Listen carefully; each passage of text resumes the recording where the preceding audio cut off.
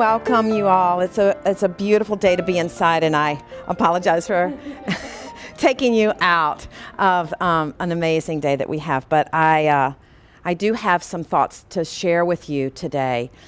So my own journey as a health and a life coach began quite a while ago, and what I have gleaned from my own personal life and my professional life, a life as a woman, is that, and a life that for me is desiring of a spiritual connection with the God of my own unique understanding. I stumbled upon 4 practices that for me led me to a place of healing and wholeness.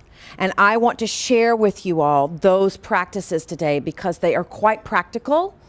And maybe, just maybe, after today, there is one baby step that you can take on your journey towards healing and wholeness.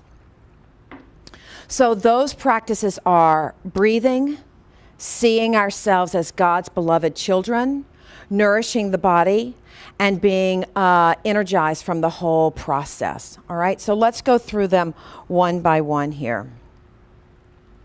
So this idea of the breath is essential in our spiritual journey. So in our own scripture, the word for breath is pneuma, which is Greek, and ruach, which is Hebrew, and both of them mean spirit. So in Genesis, God breathed over the earth to make it happen. God breathed into Adam to make Eve, essentially. In the New Testament, Jesus breathed into his disciples and said, go and preach the gospel, right? So in our own Western tradition, the breath and God's spirit is synonymous. It also is the same thing in other faith traditions. In Sanskrit, which is one of the oldest languages on the planet, it is the language of Buddhism. The word for breath is prana. And in India, which is predominantly where Sanskrit resided for thousands and thousands of years, when someone passes, they say the prana has left. Yeah? And in Chinese, the word for breath is qi. So you hear that a lot in acupuncture or sometimes in chiropractic work. They talk about the qi, where this energy is flowing up and down these energy channels in the body. And when it gets blocked, we get sick. So this idea of breath is so synonymous with life. And most of us forget how to breathe. Yeah? You're stuck in traffic, you're in the dentist chair, you're pushing out the baby, and people have to remind us, just breathe, just breathe. Yeah? So we're going to talk about how essential the breath is, and then maybe some practical notions about how to breathe. So let's look at the breath in terms of what it does physiologically to the body. When we breathe shallowly into the heart center, it creates a condition that the body is starving for oxygen. So when we breathe down deeper, the air that we breathe actually aerates every cell. It is our most essential food for the body. We can live without food. We can live without water. We can live without food for about, 2, 3, 6 months. I mean, people have gone on starvation plans, Gandhi, etc., in prisons for many, many years. Water we can deal with maybe a day or two. The breath, about 30 seconds, maybe a minute. So when we breathe, this is like the most important practice that we do all day long. The miracle is that it is an autonomic organ, the lungs, which means that the body actually does it for us if we forget, thank God, literally, right? But when we breathe intentionally, the breath oxygenates the whole body. This is why we call aerobic exercise, right? Aerobic means that the body is aerating itself. Yeah, got that? That makes sense? And when we do aerobics, mostly if we do it outside, How much more energized is the body after we've exercised? Everybody, like when we're exhausted, it's the last thing we want to do is to go to the gym or maybe even get outside. And I tell clients, get outside, just get outside, walk around the block. It shifts the brain and it aerates the body. So number 1, oxygenates the body. Number 2, the breath is our primary detoxification organ after the skin, okay? So when the body does its whole metabolism thing and the cells are working, blah, blah, what happens is that the cells release the toxins, that is the matter that they don't need anymore after they've done this whole metabolism thing.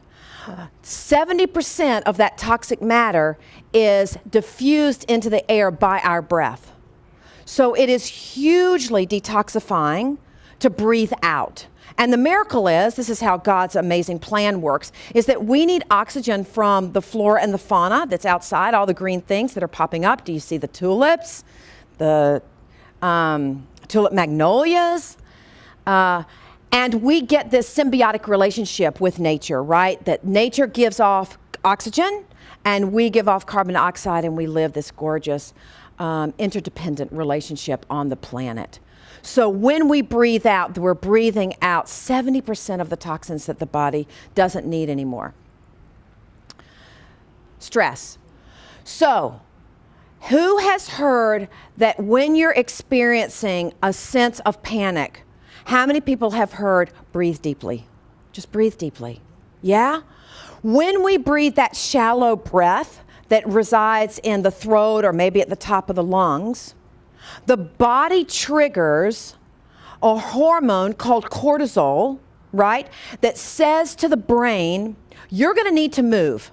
You're either going to move, you're going to need to move because there is some ghastly beast behind you that is looking to have you for lunch, or you're going to need to completely freeze because the beast is right beside you, right? So we get this fight, flight, freeze thing going on. And cortisol is that hormone that triggers the mind body that says, you're going to have to do something quickly. That cortisol increases stress tremendously. It increases inflammation. Has anybody heard, I'm going to get to inflammation in a minute, has anybody heard in your treatment that cortisol creates stress in the body, meaning inflammation? Not connecting the dots yet. Okay, well, we're going to get to that. When we breathe deeply, cortisol levels lower down, and is in that moment, in that stillness, that the body begins to heal. It cannot heal when we're in that stress that stress place. That's why when we're going through our treatment pre or post and we're dealing with the doctor's answer, we don't have a clue what's happening, it's post-treatment, it's exhausting, we want to sleep. And the reason we want to sleep is because the body needs rest. The body needs stillness because that stress hormone needs to come back to center. And when we do that, that's when the body heals. So if you're needing to rest, give yourself that permission, but you still need to move and you need to breathe deeply. Does that make sense? Yeah? Okay. I often tell clients, if you're going to have a heavy-duty conversation with your spouse, with your parent, with a child, with a coworker, don't have it over a meal. Because when the body is experiencing a sense of stress, which means that we're kind of hyperventilating, right? When we get that panic attack, right? We cannot digest and assimilate our food well. It won't digest.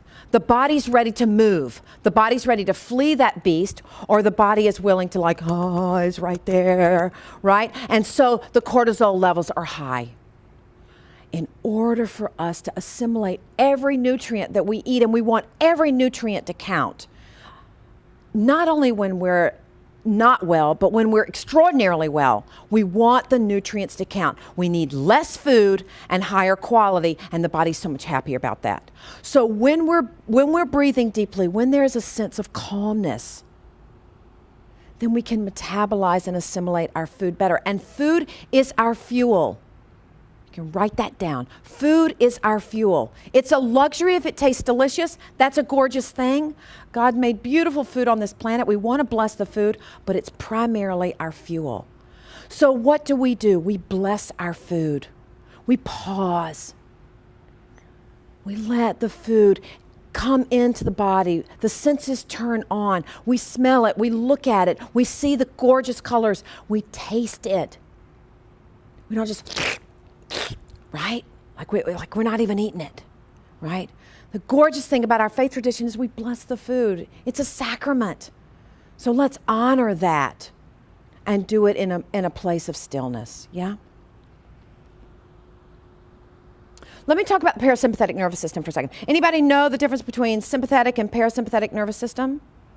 Don't be shy. We're all here together. No? Parasympathetic nervous system is triggered when that cortisol level is way low. Sympathetic nervous system gets triggered when the cortisol gets excreted, yeah? And that's pancreas, yes? So if your pancreas is getting overworked, just know that that's your cortisol levels. So pre-diabetic, diabetic, hypoglycemic, you've got issues with your pancreas, you're going to want to breathe deeply. Breath is so critical to the health and well-being of the physical body, in addition to our spiritual and mental condition. Critical. We're going to talk about this a lot. When we're in that fight or flight thing, that's when the cortisol levels get triggered. We get into that stress mode, we get that hyperventilation thing, and guess what? It creates an anaerobic environment in the body. Anaerobic condition in the body creates acidity. Acidity creates inflammation. Inflammation is behind every long-term disease that we are experiencing. Anybody heard about inflammation and cancer? Yes. Anybody know what causes inflammation? Stress. We'll get into more of that. An anaerobic condition causes inflammation. Inflammation cannot survive in an aerobic condition. Cancer cannot survive in an aerobic environment. It needs a dearth of oxygen. In other words, it needs to be deprived of oxygen in order to thrive. Anybody heard that? Yes, you've heard that. All right, good. Alkaline condition is the opposite of acidic. Does anybody know what acidic means? Not in the gut, in the body.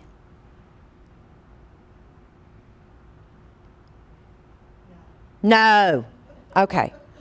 Most people think that if the body is acidic, you've eaten too many acidic foods. Well, no, flat out. In fact, one of the most acidic foods is lemons, lime, citrus. They create alkalinity in the body. Stress, what we eat, and how we move creates an acidic condition. Yeah, we'll get into the foods. You can begin to what kind of foods might create an acidic condition? Acidic condition creates inflammation. Inflammation is behind what besides cancer? Everything. Literally everything. Rheumatoid arthritis, inflammation, joints. Inflammation in the gut creates diabetes. Inflammation in the arteries creates atherosclerosis. Inflammation in the brain, dementia. We are connecting dementia with the way we live, the way we breathe, and the way we eat. Yeah, this is serious business when we start talking about the health and well-being of our body, mind, and how we live our life. Yeah? And it's very hopeful. It's very hopeful. It's very scriptural. Yeah? Okay.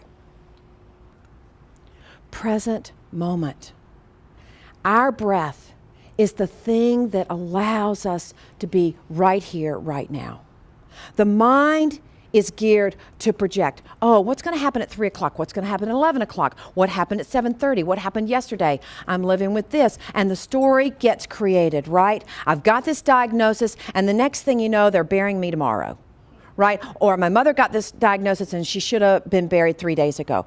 We go to the end of the road with the story. Does that make sense? Yeah. And it's like, well, if mom hadn't have done this, dad hadn't have done that, brother hadn't have done this, I wouldn't be here, right? We can get into that thing too, that victim thing, right? The story is created in the mind, and if we don't connect with the present moment, we're living in the future or we're living in the past. And in Buddhism, we call that monkey mind, yeah? We're beginning to adopt that in our own vernacular, monkey mind, jumping from tree to tree, past to present, past to future, yeah? And we're not here. We're not right here. We're all about figuring out what the to-do list is for the rest of the day, right? This is all we have. This idea that God is present, right? In our scripture, Yahweh means I am. Not I was, not I will be, but I am right here, right now. So can I be content with right here, right now? And when the mind starts to jump, all we need to do is to close our eyes and breathe. And then we realize the breath is right here. The breath is right here. Yeah? The breath is our intuition. The breath lives in our gut, and our gut is the seat of our intuition. How many of us have said, you know, I don't have the answer, but you might want to trust your intuition. It's here. It's here. It's in the breath. Because the truth is that in our faith tradition, we believe that God is breathing through us every minute, every second, and drawing us back to God with every breath. One of my favorite writers is this guy named Richard Rohr, and he says, God's breath breathing through us is drawing us home with every breath. And I just love that. And then this idea that when we practice stillness, we actually give ourselves just a moment. Maybe it's 3 minutes, maybe it's 30 seconds, where we actually can hear the body speaking to us.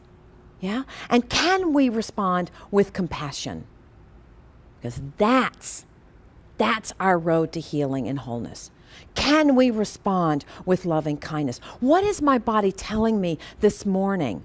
Do I have a crick in my neck? Do I have a shoulder that's bugging me? You know, rather than like yelling or railing at this, can I just still myself for 30 seconds and say, okay, I see you, I hear you. I'm going to love you up today. I'm going to love this gut up. I'm going to love the mind story up today. Yeah? Here's the truth. This is what our scriptures say, that we are beloved. Yeah? So when Jesus goes to get baptized, first of all, act of humility. John the Baptist goes to Jesus and says, I want to be baptized. And Jesus said, you got it all wrong. You're the one who needs to baptize me. Big deal, right? First will be last, last will be first. When Jesus comes up, he hears that voice and he says, you are my beloved. On you, my favor rests, my grace. We own it. Because that happened, we are beloved. And we know we're broken. But the amazing good news, gospel, is that we are accepted and we're forgiven. Done on the cross, right? Don't have to earn it. That's this gift of grace, right? The other thing that I believe is our truth is that we are not out, we are not in, we're among each other, walking arm in arm. If I have you beside me, I can have no judgment because we're arm in arm. If I'm in front of you or you're in front of me, I have tons of judgment or you have a lot of judgment behind me. Arm in arm. St. Paul says in 1 Corinthians verse 12, one body, many, many parts. And if you're the arm, you need a leg. If you're the eye, you need a throat. We aren't all the same. Thank God. But we need each other. Yes, we need each other. It takes a village. This is what's so great about Hope Abounds, right? It's a community that was formed totally to support you all. It's just like Deb was saying, I'm new here. I didn't know this existed. Look what happens. You find yourself in a room of fellow journeywomen, fellow warriors, fellow survivors. This is a beautiful thing. Changes everything, right? Right size, not less than, not greater than, one among many, right? Henry Nouwen? Yes? No? Yes? Yeah? He's passed, gone to a beautiful life. He was a Presbyterian minister. He was a professor at Yale Divinity School for a long time, and has wrote prolifically, a phenomenal writer. He wrote this in one of his beautiful books, and I'll read it out loud. He struggled with this a lot. He says, there is that voice that speaks from above and from within, and that whispers softly or declares loudly, you are my beloved, on you my favor rest. It is not easy to hear that voice in a world filled with voices that shout, you are no good, you're ugly, you're worthless, you're despicable, you are nobody, unless you can demonstrate the opposite. I have come to realize that the greatest trap in our life is not success, popularity, or power, but self-rejection. I have to practice breathing in, I am beloved. It's incredible. And he was so respected in his life.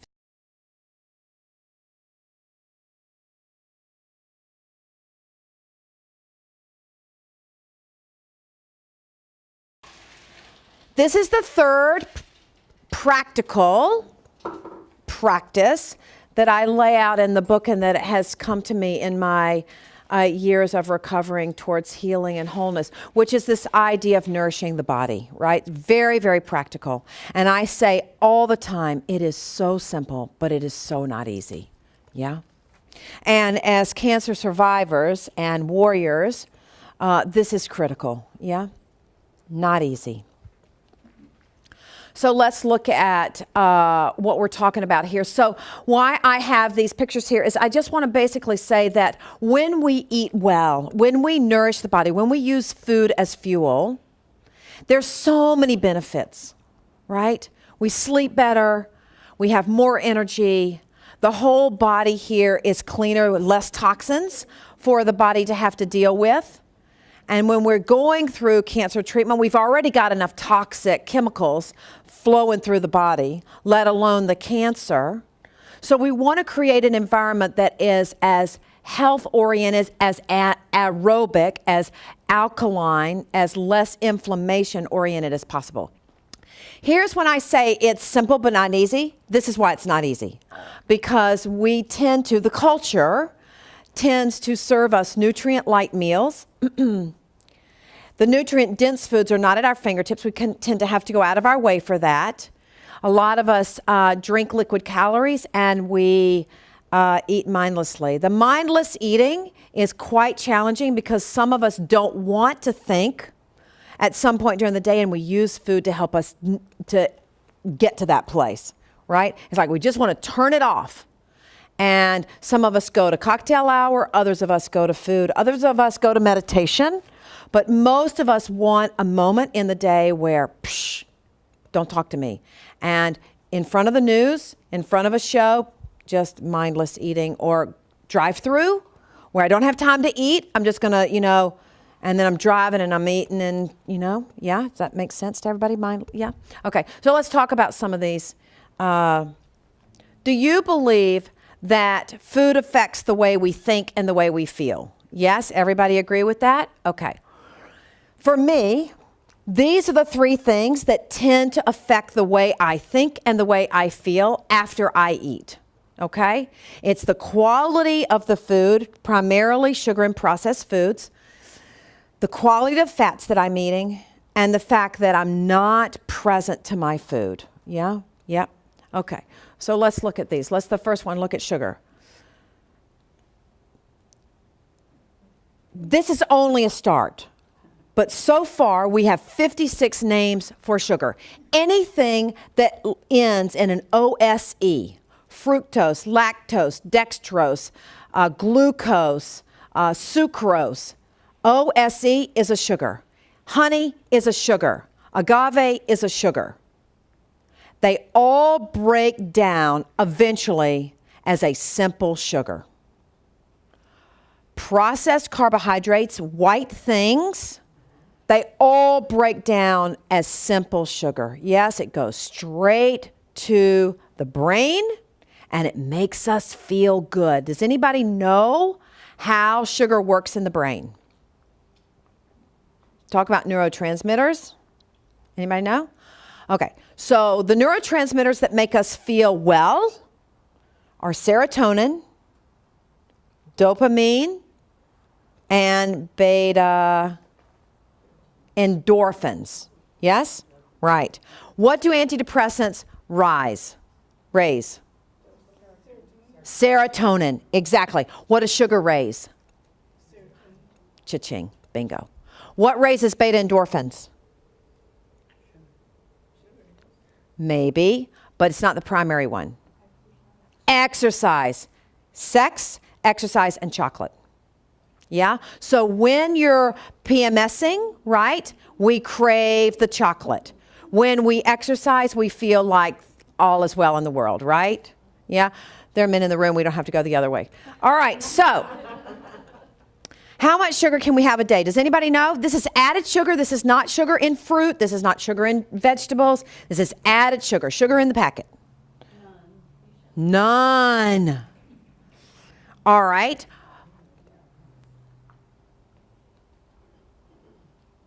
Six teaspoons. That's basically none. Okay? 6 teaspoons a day without increasing your insulin response. So, Julie is right. We don't need 1 ounce, not 1 ounce of refined white sugar in the diet. In fact, we've been on who's ever seen the Rose Planetarium in New York City, where you walk around and they tell you how long you've been on the planet compared to like living? No? Oh, it's phenomenal. You have to go. We've been on this planet for millennia, right? As wherever you think evolution started, if you don't believe in evolution, we're not going to go there. But we haven't just been here looking like this, right? We've been in other forms for a very, very long time. The cotton gin, the sugar processing plant, the packaged goods business has been on the planet for about 150 years. So, we even ate more primordially than that for thousands and thousands and thousands of years. If it didn't grow wild, we weren't eating it. So, the body is catching up to what science gave us 150 years ago, which like changed the entire nature of how we eat. If it lives in a box, it's going to be in a box for probably 3 months, 6 months, a year, and the manufacturers love it because the shelf life. I experimented with Oreos. I've been doing this for about 15, almost 20 years, and I used to talk to elementary school kids a lot. And one of the first things that I would ask them is, have they ever had a stack of Girl Scout cookies that they either put in the freezer or put in the refrigerator or maybe on the shelf, and how long did it last? And one kid said, well, my mom's had the same box in the pantry for about 3 years. She wasn't in first grade. She was older. She had that processing ability. Processed foods can last a very, very, very long time. In the middle of the grocery store, there's no refrigeration, right? And things that live in a box, they spend more money on the advertising than they do on the food. And that's the truth. It's dead food. We love it because it makes us feel good and we can eat it mindlessly and it stays around for a really long time. I had a client once who said, my wife has been seeing you lately and everything is spoiling. It's getting very expensive. I was like, yes, everything is spoiling. We don't have any more boxes. So let's talk about fats, because we have been in sort of the fat desert. Many of us grew up in the 80s where it was all about fat-free, right? Because fat was the demonizing ingredient in all foods, yes? How many of you still have, you can close your eyes, I don't need anyone else to see. How many of you still have something fat-free in your house? You do? Just teasing. Yes? Okay. What I want you to do when you go home is to read on that label what the ingredients are for that fat-free product, because I guarantee you there are ingredients on that label that didn't automatically belong in that particular food. When the fat comes out, toxin, chemicals come in. And what I say to people is this was founded on a study that is completely mythological now. It was based on a study, this whole nurses study that took 10 years. And what is the fat that they gave them? Anybody remember? No? Crisco. There it is, right there. It was Crisco. It wasn't lard. It wasn't butter. It wasn't coconut oil. It wasn't palm oil. It was Crisco. Saturated fat. And guess what? Crisco is a saturated fat. We're going to talk about this. So this is really, really, really, really, really, really important. If you don't leave with anything else but to have a little shift in your brain about how important fat is. Is anybody still, you can close your eyes again, is anybody still a little fat phobic, like, it's going to make me fat? Yes, good, awesome. Well, maybe, just maybe you'll leave with just one little chink in that armor, okay?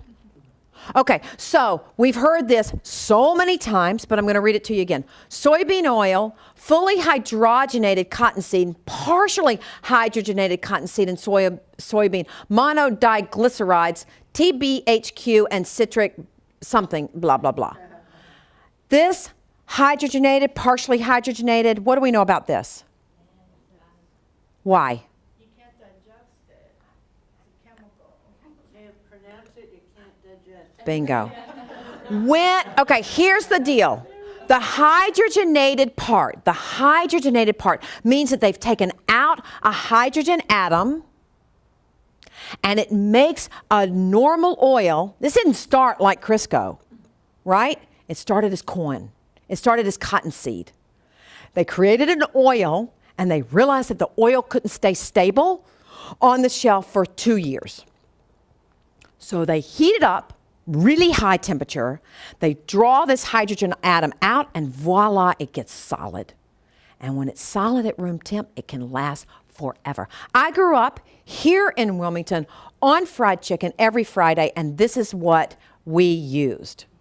And when I was in advertising in New York City, this was my brand. And I did butter Crisco with Loretta Lynn. She talked about her pie crust. And when I went down to the bowels of R&D, that was my aha moment. It was like, oh my God. And these people knew it. And this was in the 80s. They knew it then that this was not healthy for the body. But it sure does make good fried chicken, right? And what's on top of that, what's so challenging to know is that when you go to get French fries, they're not just using that oil once. They're reheating and reheating and reheating. And every time an oil is reheated, free radicals are created. And you know enough about cancer, right? What do we know about free radicals? Somebody's got to tell me about free radicals. Yeah, you do. You know about free radicals. What do free radicals create? Cancer. Inflammation. We want to reduce as many free radicals as possible. They're all in the air. We're consuming them all the time in our breath. But you're eating them. That is toxic.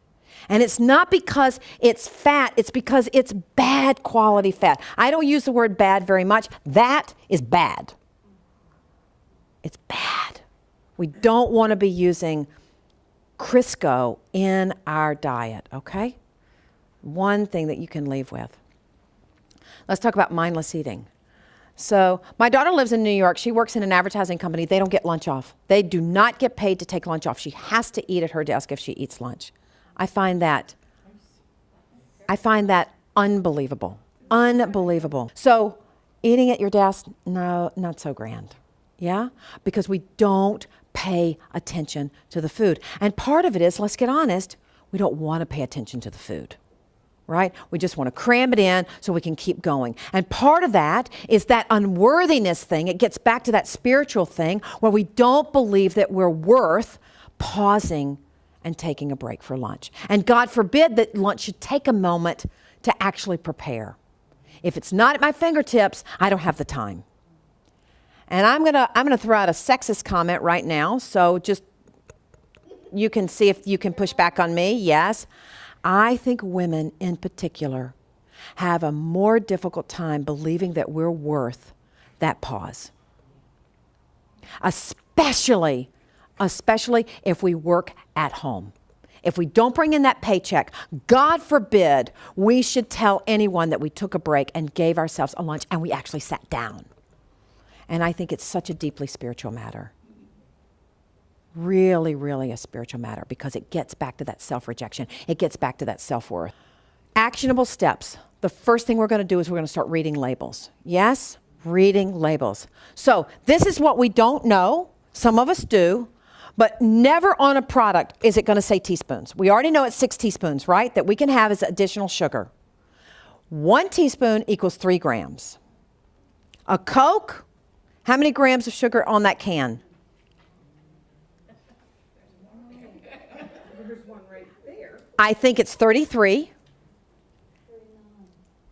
And divided by 3 is what? 13. And how many do we get during the day? 6. So just at 1 can, we've already shot it for 2 days. Yeah? Yeah. Okay? The second thing we're going to start to do is we're going to notice the list of ingredients. If I can pronounce it, the body's going to understand it. If I can't pronounce it, the body's not going to get it. In this little Yoplait thing, by the way, this is like 31 grams of sugar. Check out, next time you go to the grocery store, this is what can be fun. Take your kids, take your grandkids. Read these. It's fascinating. Yoplait, not light, just regular, which is all we had at the beginning. It's some crazy number. It's like 27, 29, 30. You're having 10 teaspoons of sugar. And when I measure it for my little first graders, it's like a third, easily. It's just sugar. And everybody says, well, yogurt is so good for you. Well, guess what yogurt kills? The probiotics in the yogurt. So sugared yogurt is not doing one thing for your gut. And we're all like, oh, yeah, it's all that, gorgeous probiotics. And then on top of that, we get dyes. Like the body's fighting enough to get all of that flushed out. Let's don't add to it. There are other options out there, and that's what we want to know is what are the other options? Because to rip it out, it's not going to work. We have to gently squeeze it out by offering the body things that the body loves, things that the body can enjoy, can love, right? We're not going to be eating cardboard here, even though my husband thinks I do. All right, so look at this. How many kids eat this? Very first ingredient is sugar. The order in which the ingredients are listed is the order of their quantity. Everybody get that? Yes. So of all the things that are offered in these 2 cereals, the first thing is sugar. That to me is tragic. And we're sending kids haven't eaten a breakfast like that when it says up here, whole grain, lots of fiber. That's marketing. Yeah, it's criminal. It really is. I feel like it's criminal. And the kids have no choice. We're the gatekeepers. We complain that the kids are all so obese. Who's buying the food? Kids aren't buying the food. Yeah. So read the entire label, And look at this. Starting at this 4th line, we've got red, blue. What is the body to do? These little kids are 80 pounds. I think it's criminal personally, but I often wonder, does anybody read, New York Times Magazine came out about 5 years ago with a front page article called Sugar, Salt, Fat written by a guy named Michael Moss. He went down into the bowels of General Foods, General Mills, and basically put the spotlight on these people. And he believes that someday they're going to have to come before a board, just like the smoking, because he thinks that this is criminal. They know. Trust me, they know. When Snackwells was created in the fat-free phase, those were the hottest selling product up to date from that company. And you know why? Because when there's no fat and there's more sugar, we need more. You don't have the fat, you're going to be satiated less. You have more sugar, you're going to be satiated less. They flew off the counter. You put sugar in kids, they're going to want more and more and more. They have a formula. This is what Michael Moss, he's a reporter for the Times. They have a formula of sugar, salt, fat that they are perfecting to the nth degree to make it so that the food triggers that addiction nerve cell in the brain. And there is addictive food out there. We know that. Sugar is number one addictive. So now we're starting that addiction with the kids, right? You give the brain what chemical it loves, and it's going to crave more and more of it. So let's look at the quality of fats. Here we go. This is 4 cookies. These are Oreos. And the third thing is sugar, and the fourth thing is Crisco. Because that white stuff in the middle, it's vanilla, sugar-flavored Crisco. It's delicious. And it makes you feel like on top of the world for about 5 minutes. You know, you buy those gorgeous cakes at Costco, blah, blah, blah, and they've got the icing. Trust me, that stuff is Crisco. It is Crisco with a lot of sugar and some flavoring, and a lot of dye, probably, if you get it blue and white. All right, so, okay, another simple step, all right? You've read the label, you've looked at the ingredients, you started to calculate the sugar. There are brands out there, boxed brands, okay? We start slow. If you're not eating whole foods, at least you can begin to look at boxed brands that have more protein and less sugar. These are 2 of them. They know it. The marketers know it.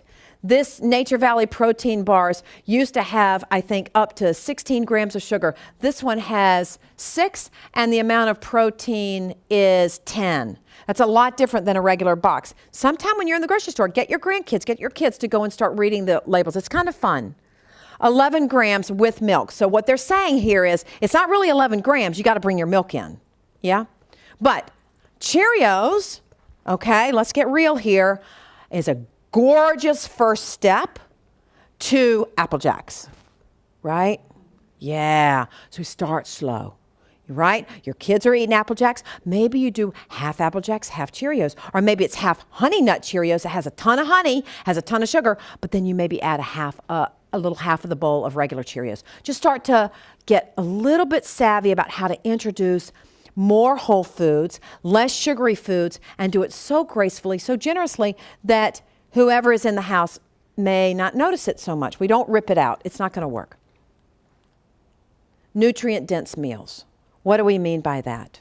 A nutrient-dense meal is protein, a green, a fat, and maybe, just maybe, a whole food carbohydrate. What's a whole food carbohydrate? A whole food carbohydrate are seeds, nuts, legumes, greens, and fruits.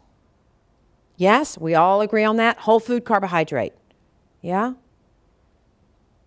That makes sense? Grains and greens, seeds, nuts, fruit, vegetables. Vegetables are carbohydrates. Carrots have so much sugar, fabulous carbohydrate. If you're having a sugar low, eat a couple of carrots, you'll feel significantly different. Yeah? Does that make sense? Okay. All right, greens. So you heard me say that we have this symbiotic relationship between nature, right? What do greens give off? Oxygen. What aerates the body? Oxygen. When we eat greens, are we taking in that oxygen? Without a doubt. Without a doubt. You start eating greens, I guarantee you're going to have more energy in your body. And leafy greens, right? If we think about sort of the energetics of food, right? So just stay with me for a minute. This is not a crazy idea. This is science. I'm not making this up. The broader the leaf, the more photosynthesis that has gone on in that leaf. Yes? And remember Bio 101, photosynthesis takes sunlight and the nutrients from the soil and makes what in the leaf? Starts with a CH. Chlorophyll. Chlorophyll has the exact same DNA structure as our blood. So when we eat broad leafy plants, we're not only taking in oxygen, but we're taking in chlorophyll. And that chlorophyll is like a spark plug for our blood. It is like drinking elixir. And when it's pre-digested in the Waring or in the Vitamix or the Bullet or whatever, it goes straight to the blood. Yeah? Greens, and more greens. The broader the leaf, the more oxygen it's receiving and the more chlorophyll it's making, right?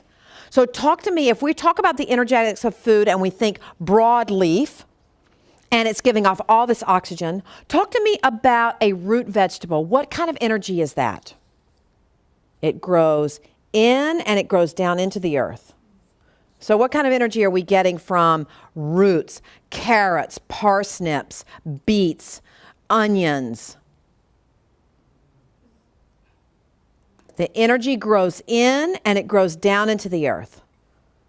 So, and we eat it during winter, right? We eat those root vegetables during winter. All right, I'll cut to the chase.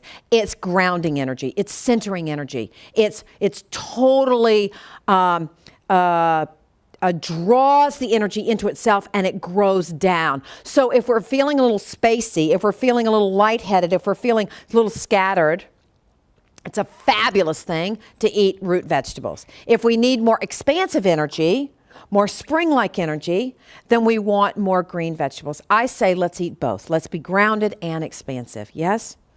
All right. Protein. Can we get protein from greens? The answer is yes. Yes. Can we get protein from plants? Yes. Are there any vegans in the room? Okay. Amazing amount of protein from plants and legumes. Also, protein from animal sources as well. Yes? Okay. The more protein we eat, the more greens we want to eat with it, because protein is a huge energy booster. It reduces the appetite for needing processed foods, but it also creates an acidic condition in the body. So greens and protein is a lovely combination, and add quality fat, and there you have a mindfully fed meal. A fat, a protein, and a green is the quintessential meal. Yeah? All right? Healthy fats. That make sense to you? Avocados, olive oil, salmon, mackerel, those cold fishes, amazing, amazing fat. Anchovies, sardines, and coconut oil. Yes? Palm oil, grass-fed butter are all amazing fats. There is more and more research out there that says saturated fat, plant-based saturated fat, is the fat that is going to heal the body more than any other fat out there. We've always thought it was monounsaturated fats. Olive oil, blah, blah, blah. I'm telling you now, you heard it from me, but you're not going to hear it from me last. It's saturated fat. It's saturated fat. What is a saturated fat? Plant-based. What is a plant-based saturated fat? Coconut oil, palm oil, avocado. That's actually a monounsaturated, but it's still a beautiful fat. As an animal-based fat, it's going to be lard and it's going to be grass-fed butter. Lard is a phenomenal fat. We just want to make sure that the animal is grass-fed. Yes? Because when they're fed with corn, then it's all those antibiotics that they have to feed the cows. Everybody read Michael Pollan, right? Omnivore's Dilemma? Yes? No? Okay. Well, when we eat meat that has been fed with corn, that corn is not indigenous to cows. And so in order for them to digest that corn, they have to be fed antibiotics because they get sick. And so they lived in these CAFOs, these confined animal. Yeah, I know, it's not necessary. Anyway, grass-fed is a beautiful thing, okay? So, healthy snacks at your fingertips. This is critical. Do your shopping once a week, twice a week, every day. Get things that are healthy at your fingertips and cut them up. Put them in baggies. Yes? Have them at your fingertips. The studies show that if it takes you more than 30 minutes to make a healthy food, you're not going to eat it. If it takes you more than 30 minutes. So put them in containers. This is a gorgeous thing for your kids and grandkids. Have healthy food at your fingertips. Yeah? Another simple step. All right? Avoid liquid sugar. So we already know what Coke is. Orange juice, here we go. 22 grams in 8 ounces. Divided by 3 is what? 7? And we've already shot our wad from orange juice. And we say, oh, juice is so beautiful. How many oranges did it take to make 1 glass? And we're not getting the pulp. We're not getting any of the fiber. We're not eating. It's not a whole food, right? It's not a whole food. It's been processed, yes? And how many of our kids and grandkids, are drinking Gatorade? 28 grams of sugar. And this is interesting because this is what we want to notice in the Coke as well. This is not just one serving. This is 2. And they're 27 for one serving. So times 2 is 54. And the same thing with Coke. Those Cokes, if it's 12 ounces, that's a single serving. Anything higher than that, they say it's 1, maybe it's 2. Yeah? So read the label carefully, carefully. Drink your water. Anybody know how much water we're supposed to be drinking a day? Oh, yes, you do. Tell us what it is. Whatever your body weight is, it's half of that in ounces. Bingo. Cha-ching. Half your body weight in ounces. So just do the math. Yeah, do the math. Good. And the key is, ideally, we would be drinking it all day long, but not around the meal. And the reason we don't drink it around the meal, does anybody know why? Exactly. It dilutes the nutrients of the food. It flushes them out. And more than that is that it dilutes our enzymes in the gut. And we need the enzymes. We need something called hydrochloric acid, HCl, to digest our food. And the water dilutes the enzymes, and the food is not going to be digested. I want every bite of my food to count, because when it counts, I need less of it. We are, Sally Fallon, who's just an amazing nutritionist. She works with this woman named Mary Enig, and they've done so much work on fats. She says we are an overfed and undernourished nation of obesity. Overfed and undernourished because we're eating food that the body doesn't recognize. And you know what happens is we need more because these organs need our fuel. But if the food that we're eating is dead, then we need more of it. I want less food and more higher quality. Yeah? All right.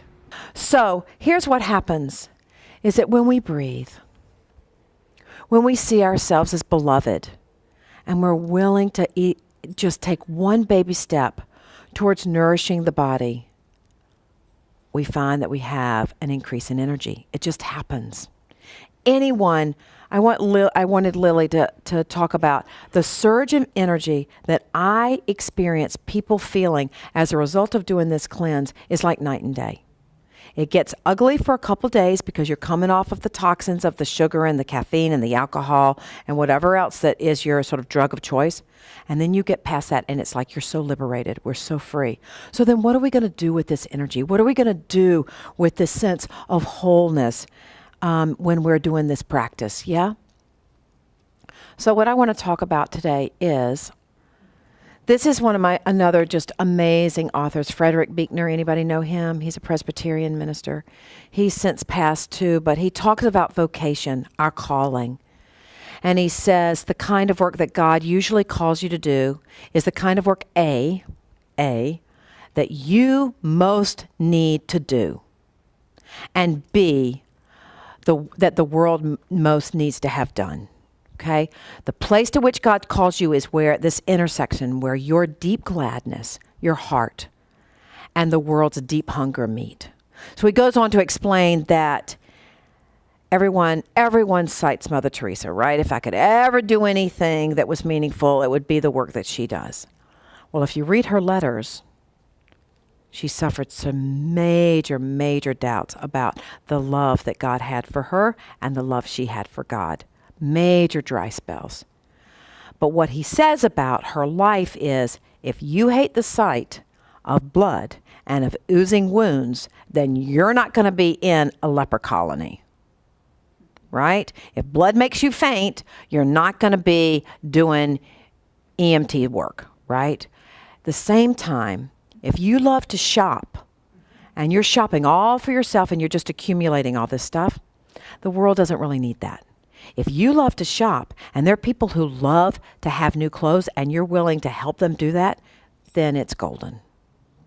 So your deep gladness and the world's deep hunger. And for me, that has been a barometer for me to have a sense of discernment about what it is that I'm meant to do. I think so many of us feel like, well, there's only a certain calling that I'm meant to do. And I don't believe that. I don't believe that for a minute. It's what gives me great, great gladness. And so we start with discerning what our gifts are, right? Go with what works. We don't climb the mountain just because it's there. We don't try to go into the job because it's the hardest thing we can do when we don't have a skill set for it. We go with what comes from this heart center because we've been willing to sit. And because we've been willing to come into silence and hear the body mind, hear God speaking through our gut, through our intuition. Seeing ourselves as this beloved child, as this gift to the planet that God placed here, right?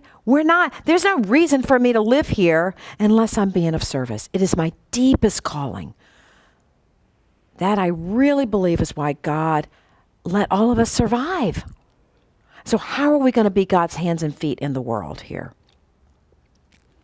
And we have to do it out of abundance. I cannot do it from a place of deprivation. So if I'm not taking care of myself, if I'm feeling like I'm the victim and nobody's taking care of me, I'm not getting enough sleep, I'm not drinking enough water, I'm not feeding my body with fuel, there's no sense of abundance that's going to come from that. It's going to be deprivation, deprivation, deprivation. I cannot give one more minute because everybody's demanding something of me, right? We can get in that victim mode in 2 seconds. But if I'm filling my tank with this practice on a pretty regular basis, then what my deep gladness is going to become more clear to me, as opposed to just being servant, right? And I think as women, we can get to that place where we do it all. We do it all. Everybody needs me, and I can barely put bacon on the table. Does that make sense? Yeah. This is big. This is big. This requires self-care. There's no way we're going to get here if we aren't taking care of the whole body mind. Does that make sense? Yeah? Okay. Who we are. That's the question that we ask ourselves. Who are you? Who are you? Who am I? And what are my gifts? What is it that I individually, very particularly, have to offer to God's kingdom? Because we are called to be God's hands and feet, right? Yeah.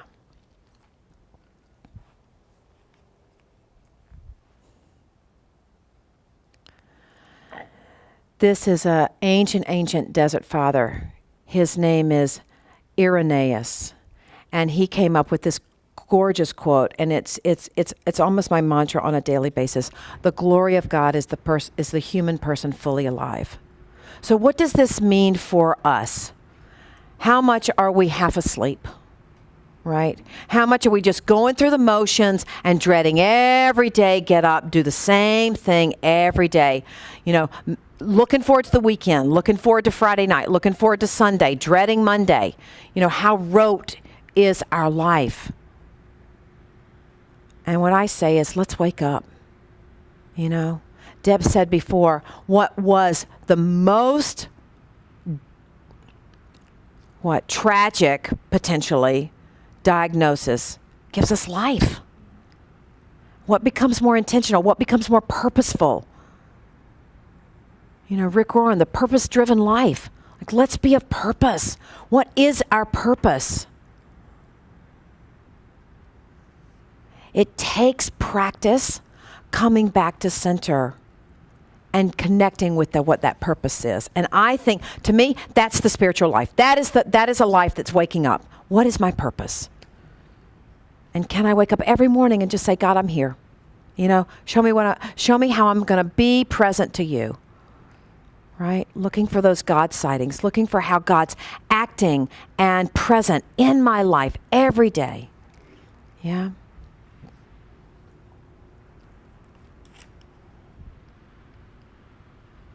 So here's where we are. Breathing in the present moment. Letting that breath still the body, still the mind. Cortisol comes down to a minimum level.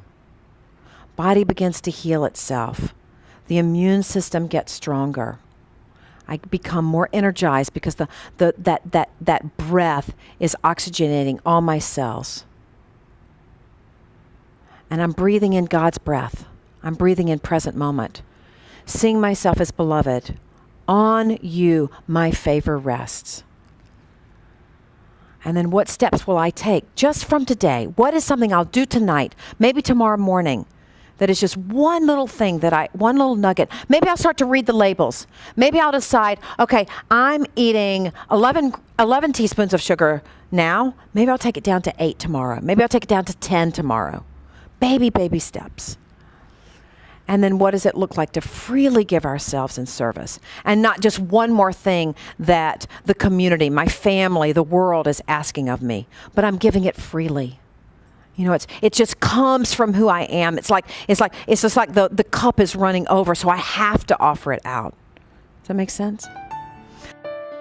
I don't think we would be following a Savior who wasn't crucified. I don't believe it. Yeah, new life abounds. Yes, and hope abounds too.